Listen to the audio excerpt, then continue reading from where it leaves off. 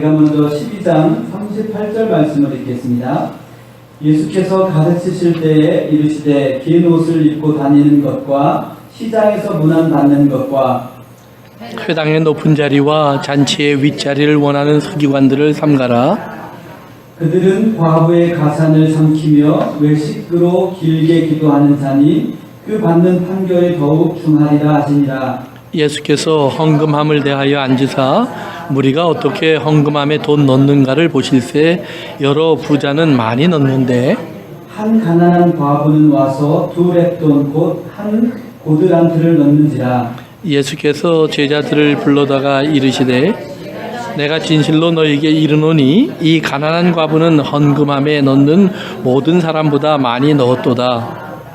그들은 다 그 풍족한 중에서 넣었거니와 이 과부는 그 가난한 중에서 자기의 모든 소유 곧 생활비 전부를 넣었느니라 하시니라. 예수께서 성전에서 나가실 때에 제자 중 하나가 이르되 선생님이여 보소서 이 돌들이 어떠하며 이 건물들이 어떠하니이까. 같이 읽습니다. 예수께서 이르시되 내가 이 큰 건물들을 보느냐 돌 하나도 돌 위에 남지 않고 다 무너뜨려지리라 하시니라. 전일법 목사님 말씀 전해주시겠습니다. 아버지 하나님, 부족한 종이 이곳에 서 있습니다. 주님 사용하여 주옵소서. 오직 주의 진리에 도구 되게 하셔서 주의 진리만 전하게 하시고 성령님께서 이곳에서 우리 귀한 교우들의 마음속에 이 말씀을 통해 감동하시고 감화하셔서 믿음으로 축복해 주시고 진리 가운데 살아가게 하옵소서. 예수님의 이름으로 기도합니다. 요즘 젊은 사람들은 그런 놀이 안 해봤겠지만 제가 어릴 때 자주 했던 놀이 중에 하나가 이웃 친구들하고 모여서는 꿔베이 줍을 만드는 겁니다. 그래서 모래나 이렇게 흙 속에다가 손을 집어넣고요. 두꺼봐 헌집 줄게 새집 다오 그러면서 그 흙을 막 두드렸다가 손을 쓱 빼면 그 안에 이렇게 구멍이 이렇게 파져 있는 두꺼비 집이 나옵니다. 그러면 누구 집이 더 큰지 막 잘 만들었는지를 놓고 우리 서로 이제 씨름도 하고 다투기도 하던 그런 생각이 납니다. 그걸 만들 때 보면 얼마나 힘을 들여서 정성을 들여서 만드는지 몰라요. 돌도 갖다가 막 옆에서 이렇게 쳐보고 이렇게 꾹꾹 눌러도 보고 좀 이렇게 너무 마른 것 같으면 침도 뱉어서 물이 없으니까 좀 섞어갖고 단단하게 하느라고 그렇게 했던 기억이 납니다. 근데 그렇게 놀다가도요, 엄마가 와서 밥 먹어라 한 소리만 나면 발로 뻥 차버리고 그냥 가버립니다. 정성껏 몇 시간 동안 친구랑 서로 만들면서 경쟁하고 내게 더 좋아 니게 더 나빠 이거 갖고 싸우던 사람들이 한순간에 그것은 아무 가치가 없는 것이 되어버리고 집으로 돌아가 버립니다. 사랑하는 성도 여러분, 오늘 우리가 신앙생활하면서 우리는 하나님의 교회 속에서 우리가 하나님을 믿고 또 하나님을 사랑하고 하나님의 나라를 경험하며 살아갑니다. 그렇기 때문에 우리는 교회를 세우는 일에 참 열심을 내기도 하고 많은 수고를 합니다. 그런데 혹시라도 그것이 두꺼비 집과 같이 되지 않기를 바랍니다. 정말 예수님께서 보실 때에 내 교회라고 말할 수 있는 주님의 교회다운 모습이 우리 속에 만들어지기를 바랍니다. 오늘 본문은 지난 말씀에 이어서 주님께서 우리에게 주시는 교훈입니다. 돌아가시기 이틀 전 주님의 마지막 유언 같은 말씀들입니다. 특별히 오늘 본문은 주님에게 도전했던 사람들의 입을 다 다물게 하신 후에 주님이 마지막으로 대중들에게 꼭 남기고 싶은 말씀을 하고 계시는 겁니다. 특별히 유대인들 지도자들에게 이 말씀을 하시면서 그들의 앞으로의 삶 속에 어떤 일이 있을 것인지 그리고 그들이 왜 회개하고 돌아와야 하는지를 주님은 엄하게 경고해 주고 계십니다. 그리고 그 다음에 보면 나머지의 시간은 제자들과 함께 하십니다. 그래서 제자들에게 주시는 말씀하고 대중들 또 유대인들에게 남긴 말씀이 조금 차이가 납니다. 제자들에게는 너희가 사랑하라 라는 말을 남깁니다. 그리고 이 땅에서 복음을 증거하는 하나님의 증인으로 살게 될 것을 그들에게 말씀해 주십니다. 그러나 유대인들에게는 주님은 엄한 말씀을 하십니다. 오늘 이 말씀은 과도기와 같습니다. 주님이 앞에 얘기한 그들이 잘못 가르쳐 온 많은 것들을 예를 들면서 그것이 하나님의 눈에 어떻게 보이는가를 알려주십니다. 외식입니다. 겉모습일 뿐이지 진심이 아니다. 참이 아니다. 하나님이 기억하시는 모습들이 아니다라고 말합니다. 그리고 그 결과가 이제 13장에 보면 하나님의 무서운 심판으로 그들에게 나타날 것을 경고하시는 내용이 이어집니다. 그러면서 그 사이에 우리가 너무나 잘 아는 한 이야기가 실려 있습니다. 예수님이 성전에서 말씀을 가르치시다가 잠시 자리를 잡고 앉으십니다. 예수님이 앉으신 것은 바로 헌금통이 있는 바로 그 앞에 앉아 있습니다. 예루살렘 성전에는 헌금통이 13개가 있었습니다. 그 13개마다 그 앞에 가보면 이거는 어떤 헌금, 어떤 헌금, 어떤 헌금 드리는 것이라고 다 명패가 쓰여져 있었습니다. 오늘날 교회로 바꿔놓으면 예배당에 이렇게 여러분이 들어오면 뒤에 헌금 봉투가 13종류가 있다는 말입니다. 건축 헌금, 선교 헌금, 지정 헌금, 차량 헌금, 구제 헌금, 11조, 감사, 주정, 온갖 헌금들의 봉투가 쭉 널려져 있다는 말입니다. 이스라엘도 예루살렘에 오면 그 앞에는 매년 드려야 되는 반세겔의 세금과 같은 헌금을 내는 곳이 있습니다. 혹시라도 지난번 걸 안 냈으면 그것을 내는 헌금통이 있습니다. 제사를 드릴 때 누구나 다 바칠 수 있는 최소한의 재물, 비둘기 값을 집어넣는 곳도 있습니다. 화목이 필요하기 때문에 나무를 살 때 필요한 비용을 내는 헌금함도 있었습니다. 향이 필요하니까 향을 사는 데 필요한 그러한 돈을 집어넣는 헌금함도 있습니다. 성전에 금이 많이 필요하니까 금을 살 수 있는 돈을 집어넣는 것도 있습니다. 혹시 내가 하나님 앞에 제사를 드리려고 속죄제나 화목제나 속건제 제물을 드리려고 왔는데 내가 준비한 돈보다 이제 제물의 값이 싸기 때문에 돈이 남았으면 그 남은 돈을 집어넣는 함들이 다 각각 있었습니다. 그리고 맨 마지막에 통 하나가 있습니다. 그것은 자유롭게 집어넣는 것입니다. 그저 제사 때문에도 아니고 의무 때문에도 아니고 또는 성전에 꼭 필요한 것들 때문에가 아니라 그저 내가 교회에 왔다가 하나님 앞에 드리고 싶어서 내 마음에 감동하는 대로 집어넣는 헌금함이 하나 있었습니다. 아마 예수님은 그 헌금함을 집중적으로 바라보고 있었을 것 같습니다. 왜냐하면 과부의 엽전 두 닙은 그 헌금함에 들어갈 수밖에 없는 헌금이었기 때문입니다. 과부의 엽전 두 닙이라고 알려져 있는 이것은 렙돈이라는 단위의 돈입니다. 렙돈을 이제 이스라엘 사람들이나 혹은 오늘 영어 성경 같은 데 보면 widow's mite 이렇게 부릅니다. widow's mite라는 말은 과부나 갖고 다닐 작은 동전이라는 말입니다. 그 동전이 얼마나 얇고 보잘것없는지 다른 동전들은 제법 무게가 있으니까 뚝 떨어뜨리면 쨍그랑 소리가 나는데 이건 그저 툭 소리도 잘 안 납니다. 그 정도로 얇고 보잘것없는 겁니다. 혹시 여러분 기억하실지 모르지만 예수님이 가르치셨던 말씀 중에 보면 참새 2마리의 값을 한 아사리온 이렇게 말씀하신 적이 있습니다. 근데 렙돈은 한 아사리온의 8분의 1밖에 되지 않습니다. 이것을 좀 더 우리가 알기 쉽게 바꿔놓으면 오늘날로 미국의 페니밖에 되지 않는 돈입니다. 근데 그 당시에는 그 페니 2개만 있으면 가난한 사람들이 최소한의 곡식을 사서 겨우 하루를 연명할 수 있는 곡식을 살 수 있었다고 합니다. 그러니까 과부로 가난한 과부는 먹을 것이 필요하고 그리고 가족들을 돌봐야 되면 마지막으로 과부의 엽전 2닙밖에 남지 않은 그 작은 돈을 가지고 곡식 조금을 사서 죽을 써서 온 가족들이 먹고 하루를 연명해가는 그런 지극히 작은 돈입니다. 부자가 먹는 식탁에는 비할 바가 없습니다. 건강한 사람들이 일을 해서 버는 수익과도 비교되지 않는 아주 작은 돈입니다. 그런데 이 작은 동전 2개를 가지고 와서 과부가 동전을 떨어뜨립니다. 이스라엘 사람들이 넣는 헌금함은 좀 특별한 모양을 가지고 있습니다. 그래서 그 헌금함을 트럼펫, 나팔이라고 불렀습니다. 예수님이 성경에 보면 바리새인들이 구제할 때 나팔을 분다 그랬는데요. 그 헌금함에 돈을 넣으려면 위에다 이렇게 집어넣어야 하는데 위에가 꼭 나팔 앞부분처럼 생겼습니다. 그래서 깔때기처럼 돈이 잘 들어가게 만들어 놨고요. 그 다음에는 좁은 관으로 헌금함에 이렇게 연결을 시켜 놓았습니다. 헌금을 집어넣으면 동전 하나하나가 떨어지는 소리가 다 들립니다. 쩌르르르 해서 톡톡톡톡 떨어지는 소리가. 그러니까 부자는 와서 한참을 집어넣어야 합니다. 그런데 그 틈에 과부가 끼어서 엽전 두 닙을 조용히 집어넣습니다. 아마 소리도 거의 들리지 않았을 겁니다. 그리고 과부가 조용히 떠나갑니다. 근데 예수님이 그런 말씀을 하십니다.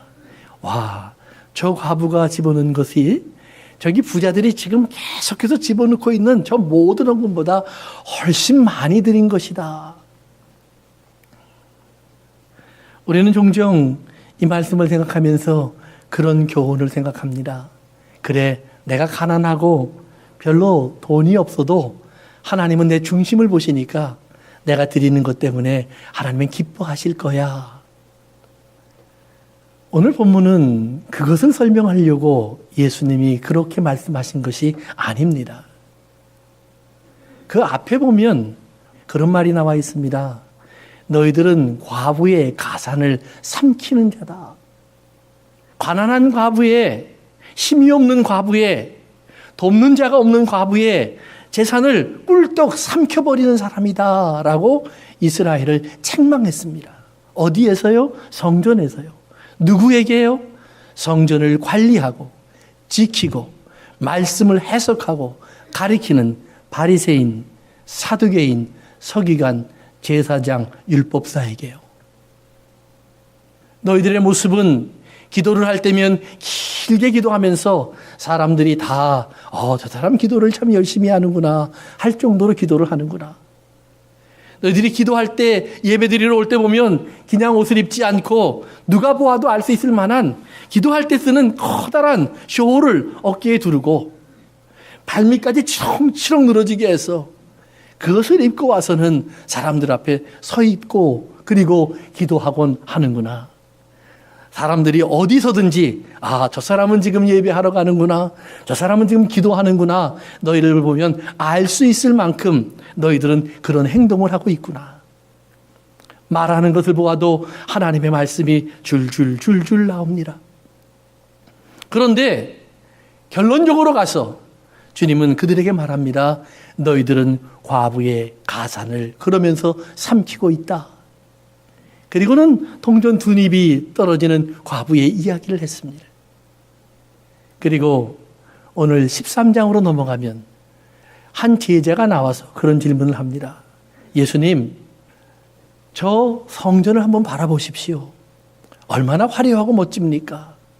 저것은요, 커다란 대리석과 하나님께 드리는 많은 헌금으로 지어진 것입니다. 누가복음 21장엔 그렇게 표현되어 있습니다. 예수님, 저 성전은 그냥 지어진 것이 아니라 과부의 엽전 두 닙으로는 상상할 수 없는 것입니다. 거의 50m에 이르는 전면은 황금으로 덮여 있고 성전 속으로 들어가면 사방이 황금으로 발라져 있습니다. 금으로 만든 등대가 있고 떡상이 있고 향단이 있고 온갖 화려한 것으로 치장되어 있는 아름다운 성전입니다. 저 과부의 엽전 두 닙이요, 저것으로 상상할 수 없는 겁니다. 저것은 큰 예물과 아름다운 돌들로 지어진 것입니다. 이 말을 듣자 주님이 아주 간단하게 대답을 합니다. 저 성전 저거 다 무너져야 돼. 돌 위에 돌 하나도 남지 않고 다 무너져야 돼. 과부의 가산을 삼켜버린 저 성전. 동전 두 닙이라고 꿀꺽 삼키고는 시침이 떼듯 모른 척하는 저 성전, 저거 무너져야 돼. 그 말입니다. 저건 모래성이야. 하나님이 보실 때에 가장 귀히 여기는 과부의 동전 두 닙은 간데가 없고 부자가 드린 헌금으로 치장되어 있는 저 성전, 부자의 얼굴만 남아있고 부자의 손자국만 남고 있고 부자들의 발걸음만 남아있고 부자들의 길만 보이는 곳, 그런 성전은 무너져야 돼. 사랑하는 성도 여러분, 저는 오늘 본문을 읽다가 오늘 21세기의 우리 교회는, 이 땅의 교회는 어떤 모습일까? 우리는 이런 제법 아담한 교회를 가지고 있는데 그나마도 많이 낡아서 보수가 필요할 정도로 오래된 건물을 가지고 있는데, 우리에게도 저 예루살렘 성전에 예물을 드리는 부자들 같은 사람들이 줄을 서서 100만 불, 200만 불 이렇게 돈이 쌓여진다면 우리 성전은 어떤 모습일까?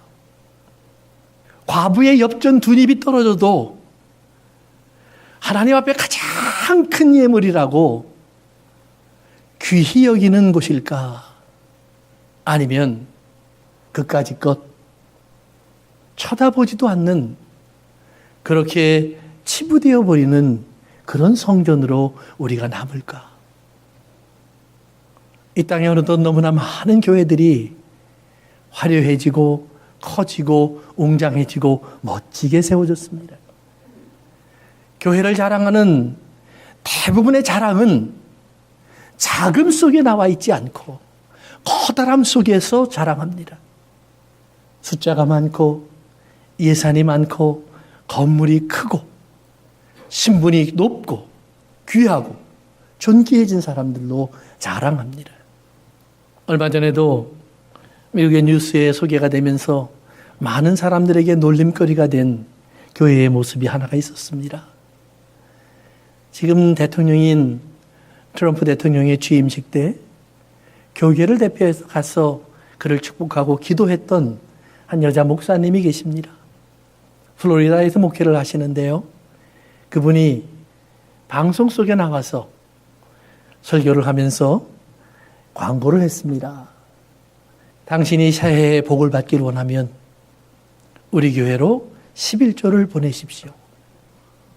최소한 50불 이상을 보내면 당신의 집 앞으로 축복을 담은 하나님의 말씀이 배달될 겁니다. 우리는 웃고 넘어갈지 모르지만 얼마나 많은 사람이 돈을 보내는지 아십니까? 성도 여러분, 교회가 얼마나 바보들이 모여 있는 줄 아십니까? 6월절입니다. 예수님이 앉아있던 그 시간, 온 세계에 흩어져 있던 유대인들이 모여서 하나님이 자기들을, 과부와 같던 자기들, 고아와 같던 자기들, 노예였던 자신들, 남의 땅에서 붙잡혀서 아무것도 할 수 없었던 연약하기 짝이 없던 사람들, 그들을 건지셔서 약속의 땅에 집어넣어 주신 구원을 기념하는 날입니다. 그날은 이스라엘에게, 특별히 가난한 자들에게 가장 축복된 날입니다. 가난한 자들을 위해서 온 땅에서 모여드는 이스라엘 사람들이 하나님이 주신 복을 따라서 내가 하나님께 기뻐하고 즐거워할 때에 주님의 명령대로 너의 온 가족과 내 집에 거하는 종들과 내 집에 있는 노예들과 내 집에 있는 객들과 그 성에 있는 고아와 과부들과 레위인들과 제사장들과 함께 기뻐하라. 저들에게도 먹을 것을 주고 같이 기뻐하라. 과부가 엽전 두 입을 빼앗기는 날이 아니라 가난하여서 입에 풀칠이나 하는 그의 입에 하나님이 채워주시는 부요와 풍요로 넘치게 되는 날이 축제의 날입니다. 그런데 오늘 주님의 눈엔 한 불쌍한 과부가 자기의 헤어져가는 본지갑을 열어서 마지막 남은 두 입을 툭 떨어뜨리고 갑니다. 믿음 때문에 했을까요? 그럴 거라고 믿고 싶습니다. 그러나 혹시라도 그렇게 해야 된다고 가르침을 받은 건 아닐까요? 당신이 하나님 앞에 서려면 적어도 당신 주머니에 있는 최선을 다해서 그 물질을 집어넣어야 하나님이 축복하실 것 아닙니까? 과부의 어린 마음에, 약한 마음에 간교한 가르침이 들어간 것은 아닐까요? 어리석게도 11조를 보내십시오라는 말을 듣고 소셜 세큐리티를 받은 노인이 책을 쓰고 있습니다. 웰페어로 겨우 연명하는 사람들이 헌금을 하겠다고 헌금 봉투에 돈을 집어넣고 있습니다. 성도 여러분, 적어도 이스라엘은, 하나님의 말씀 속에 있는 이스라엘은 가난한 자의 돈을 채워줬습니다. 문제는 이스라엘이 순종하지 않은 것입니다. 그러기에 이 땅에서 가난이 해결되지 않았습니다. 예수님이 가난한 자는 너희와 항상 함께 있다라고 하는 말씀을 하실 수밖에 없었습니다. 신명기 15장에 나오는 말씀을 반복합니다. 성도 여러분, 오늘 우리의 눈이 좀 떠져야 합니다. 하나님의 말씀을 들을 줄 알아야 합니다. 하나님께서 오늘 우리에게 어떤 헌신을 얘기하는가, 어떤 모습을 기대하는가, 교회가 정말 흔들리지 않는 반석 위에 세워져 있는 교회라면 우리가 어떤 모습이 보여져서 주님의 기쁨이 되고 이 땅의 사람들이 다져와 저것이 살아계신 하나님의 모습이구나, 저것이 진정한 사랑이구나 말할 수 있을까? 처음 교회가 세워졌을 때 사도행전 2장과 4장에는 그런 모습이 소개됩니다. 교회 안에 많은 과부들이 있었고요, 가난한 자들이 넘쳤습니다. 그런데 가진 자들이 자기의 것을 다 팔아 그들을 섬기기 시작했습니다. 물론 그것은 오래가지 않았습니다. 곧 핍박이 닥쳐왔고 그들은 흩어졌고 온 세상으로 나누어졌습니다. 성경엔 그 다음에는 다시 전 재산을 바쳤다라는 말이 나오지 않습니다.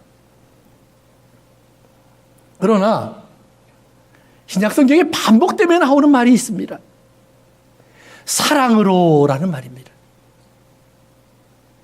사랑으로라는 말입니다.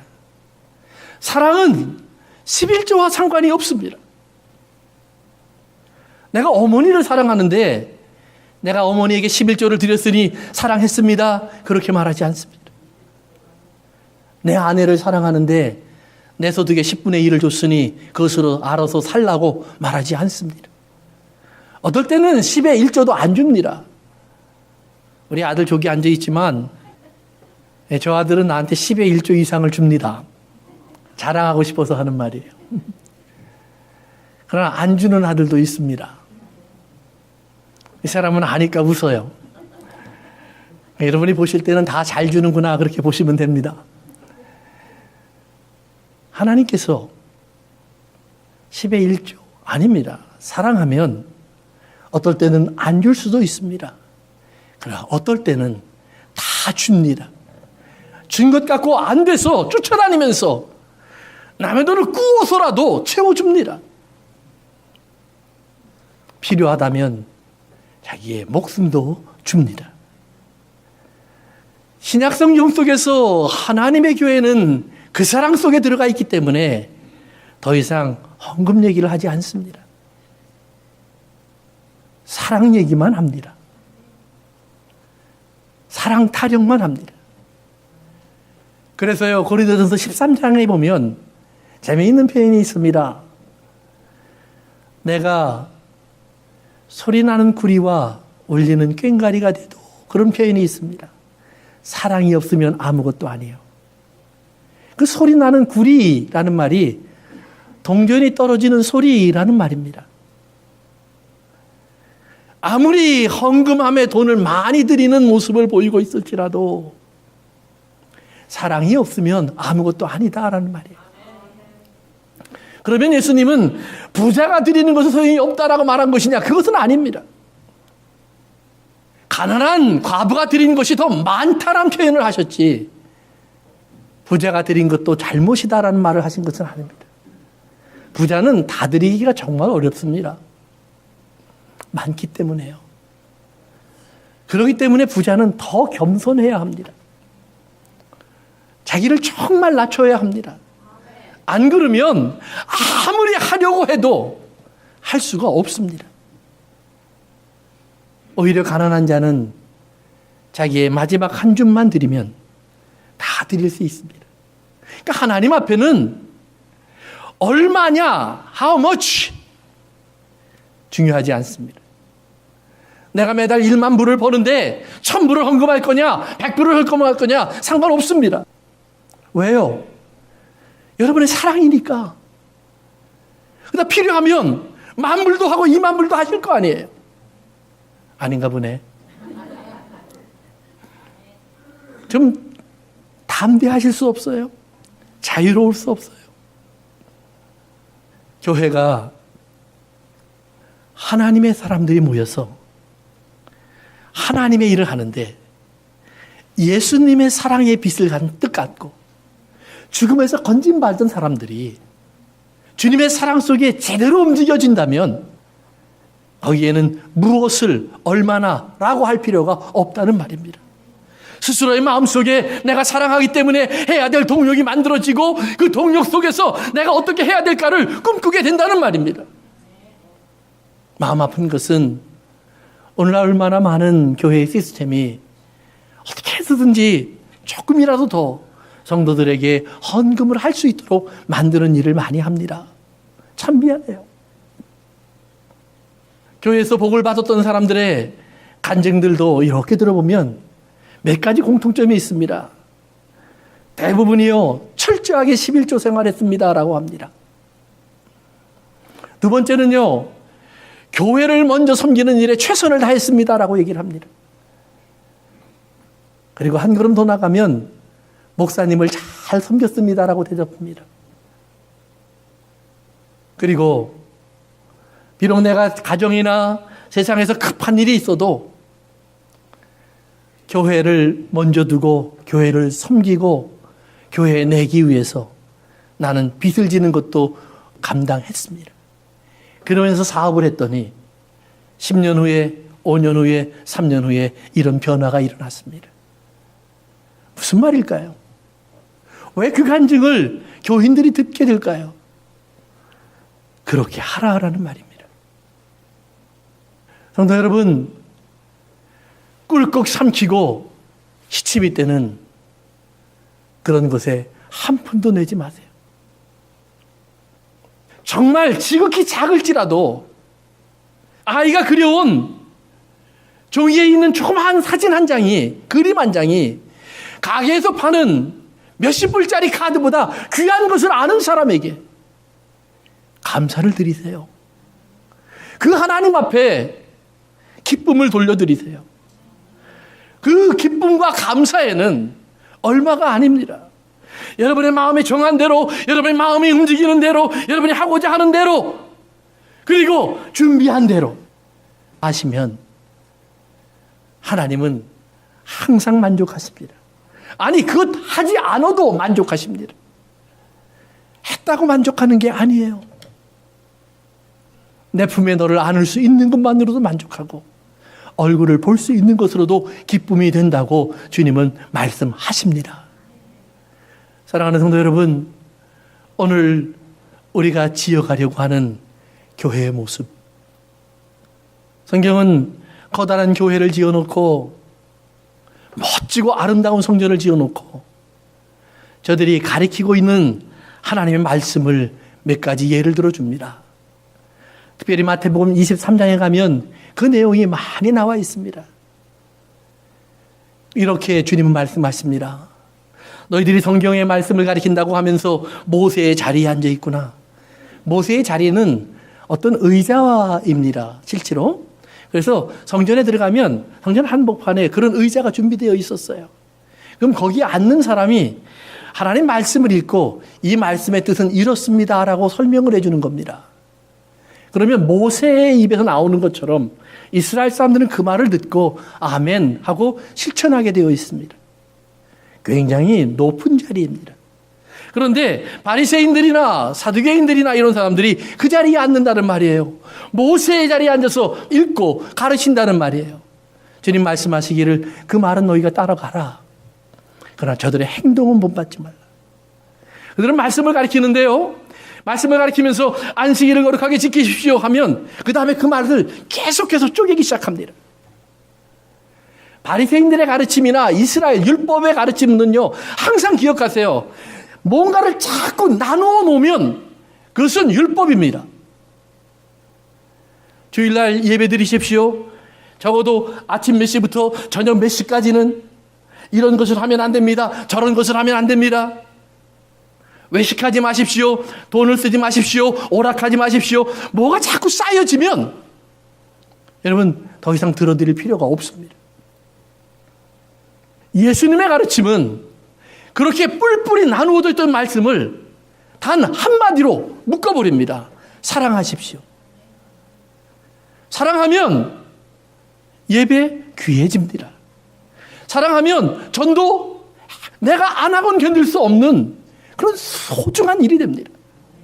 사랑하면 아픈 사람, 배고픈 사람, 나는 먹고 앉아 있으면서 그저 가라라고 말하지 않습니다. 적어도 빵 하나라도 사주겠죠. 그의 입에 물 한 잔을 넣어주겠죠. 사랑하는 성도 여러분, 나누어가는 사람들은 점점 더 율법으로 우리를 얽매이는 사람들입니다. 동전 하나까지 다 따져서 11조를 계산하는 사람들은 잘못된 사람들입니다. 우리가 흔히 사용하는 말라기서의 말씀도 11조를 도둑질하지 마라. 11조를 들여서 내 집에 양식이 있게 하라 그래요. Food, not money. 먹을 것이 있게 하라. 그 과부가 동전 2립 들고 왔으면 갈 때는 한 데나리온 분량의 양식을 가지고 가야죠. 배부르게 하라라는 말입니다. 오늘 우리의 삶 속에서 우리가 진정 하나님이 원하시는 교회의 모습이 무엇일까 고민하셔야 합니다. 하나님의 성전으로 맹세하면 안 지켜도 되지만 성전에 드릴 예물로 맹세하면 지켜야 된다고 가르칩니다. 제단에 무엇을 올려놓기로 했으면 올려놔야지. 안 올려놓으면 저주를 받는다고 말을 합니다. 사랑하는 성도 여러분, 주님이 그런 것으로 우리를 저주하시려면 이미 벌써 저주하셨죠. 깨어 있으셔야 합니다. 들을 길을 만드셔야 합니다. 솔로몬이 하나님 앞에 간구한 것처럼, 금요 기도회 때 말씀드렸던 것처럼, 하나님 나에게 지혜를 주십시오라는 말은 듣는 마음을 주십시오라는 말이라고 그랬어요. 하나님 말씀이 들어와 내 마음에 자리 잡을 수 있는 사람, 내가 되기를 원합니다. 오늘 이 말을 들을 줄 모르면 여러분은 소경을 따라갑니다. 소경을 따라가면 소경이 소경을 인도해 갑니다. 소경이 자랑하는 하나님의 성전의 화려한 모습, 얼마나 그 화려함이 극에 달았는지요. 정면에 금으로 발라져 있기 때문에 해가 떠서 해가 비치는 시간에 잘못 성전을 바라보면 해가 금의 반사가 되어서 내 눈을 어둡게 한다고 합니다. 순간적으로 눈이 멀어서 앞이 안 보여요. 그 화려한 금에 눈이 어두워져 있는 지도자들을 사람들이 따라간다라는 말입니다. 사랑하는 성도 여러분, 똑바로 봐야 합니다. 주님께 기도하셔서 안약을 사서 자신들의 눈을 발라 눈을 뜨시기를 바랍니다. 우리 주님께 간구하셔서 우리 주님께서 준비하신 진정한 양식이 무엇인지를 만날 수 있기를 바랍니다. 세상이 말하는 바로 그러한 모든 것들, 부자가 되고 성공한 자가 되고 높은 자리에 올라가고 사람들이 부러워할 자리에 올라가고 인사받는 자리에 올라가는 것이 하나님의 복음이 아니라는 말입니다. 바울은 말합니다. 나는 부자가 되기도, 가난한 자가 될 줄도, 감옥에 갇힐 줄도, 궁궐에 들어갈 줄도, 잔치상에 앉아서 먹을 줄도, 그리고 굶고 배고픈 시간을 견디는 것도 다 배웠노라. 배움의 비결을 조카도 다 그럽니다.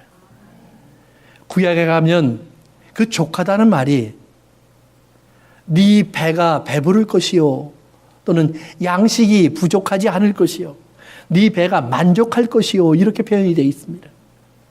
양식.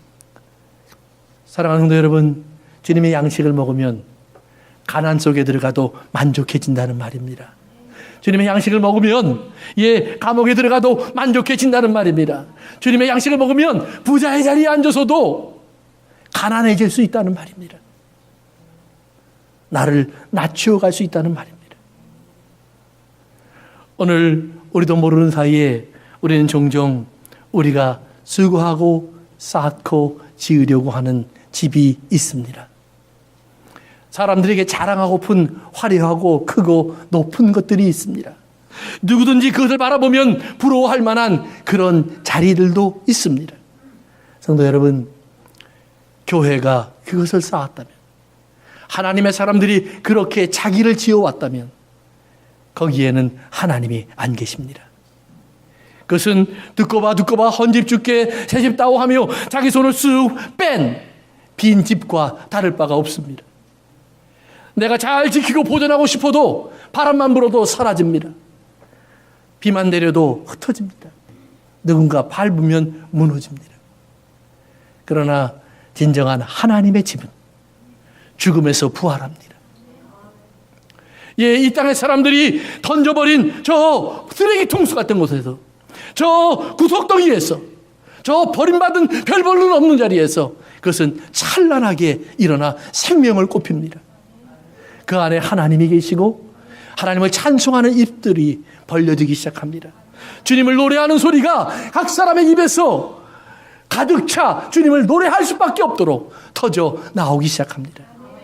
오늘도 주의 이름을 찬송하는 저와 여러분들이 될 수 있기를 주의 이름으로 축원합니다. 사랑하는 성도 여러분, 과부의 가산을 삼키는 모습을 주님은 설명해 주고 있습니다. 마지막 남은 동전 2입까지 삼켜버렸습니다. 그리고 교회는 말합니다. 이 교회는 그런 것으로 지어진 것이 아닙니다. 이렇게 화려한 교회는, 이렇게 멋진 건물은 적어도 수백억, 수십억, 수억 원을 헌금할 수 있는 부자들의 손에 의해서 지어진 것입니다. 맞습니다. 그 건물은 이러한 선교 활동은, 예, 맞습니다. 이러한 방송은 맞습니다. 다 도리하고 있습니다. 그러나 진정한 하나님의 나라는 십자가를 지고 주님의 말씀 안에서 주님이 나를 세운 그곳에 묵묵히 순종하고 있는 하나님의 사람에 의해서 세워지고 일어나고 아름다워질 줄로 믿습니다. 주님의 은혜가 여러분과 함께 하기를 바랍니다. 기도합니다. 잘못된 가르침도 큰 문제이지만 그것을 따라가고 싶은 내 욕망도 커다란 문제입니다. 왜 그 말이 통할까요? 이러면 복을 받는다고 하는 말이 왜 오늘도 나를 움직일까요? 왜 복을 받고 싶어서 나는 그렇게 움직일까요? 행동할까요? 내 탐욕이 아직도 나를 지배하기 때문입니다. 죄송하지만 예수님의 기도는 밤을 새웠어도 길게 기도한 적은 없습니다. 우리가 아는 것처럼 초대교회 120명이 성령을 받기 위해서 열흘을 모여 한 목소리로 기도했습니다. 어떻게 기도했을까요? 열흘 동안 24시간 주여 성령을 주십시오 하며 마구 떠들어댔을까요? 아니면 주님 성령을 주십시오, 1분도 안 걸려 기도를 마쳤습니다.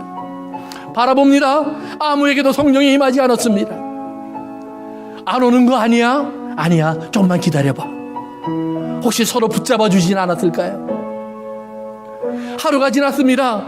낙담해서 돌아가려는 사람이 있습니다.